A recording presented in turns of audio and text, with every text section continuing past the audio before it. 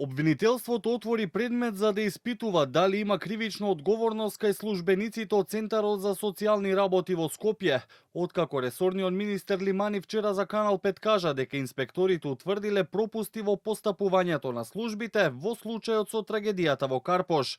Во објавата на извештајот за извршен инспекцијски надзор во Центарот за социјални работи во Скопје, ресорното министерство информираше дека се утврдени недостатоци и неправилности во постапувањето во случајот.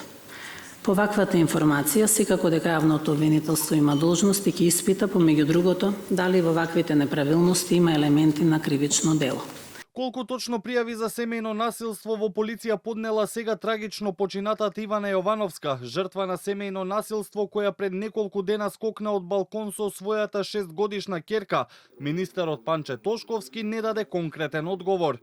Точна бројка не би можел да ви кажам, но тоа не е една сигурно, повеќе има. Со тоа што, нажалост, во сите оние случаеви кога жртвата побарала помош од Министерството за внатрешни работи, по укажување на интервенција од страна на Министерството за внатрешни работи, секогаш истата ја повлекувала изјавата. И тоа е еден од најголемите проблеми кои што ги имаме. Да најдеме решение како 24/7 системот да одговори не само од аспект на МВР, од аспект на Центар за социјални работи, од аспект на јавно обвинителство, од аспект на кривичен суд, од аспект на граѓански суд, од аспект на невладини организации, поддршка на жртвите кои што треба да им биде дадена. Проверки ќе се вршат и во МВР, по информациите дека на 19 јануари на клиниката за дигестивна хирургија во Скопје, Стојанче ја турнал Ивана по скалите пошто таа паднала во безсознание и била повикана полиција. Запознаени сме за конкретниот настан. Детално ќе биде проверено на страна на одделот за внатрешна контрола и ќе известиме јавноста за она кој што сме врзали. За тоа како системот ефикасно да се справува со семејното насилство, денеска дискутираа професори, суди, обвинители и политичари.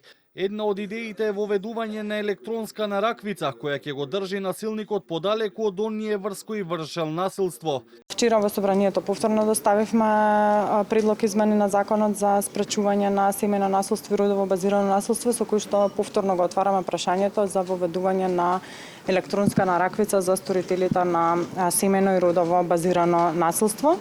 Нараквица која што треба да алармира кога сторителот се наоѓа во непосредна близина на жртвата. Утре истекуваат дополнителните 48 часа притвор кои ги побара обвинителството за сопругот и татко на сега починатите Ивана и Катја, бидејќи во тек било вештачење на 3 телефони како и останати електронски уреди, а се прибирали и снимки од камери од критични локации, пошто обвинителството ќе одлучи дали и за кое дело против Стојанче Јовановски ќе отвори истрага.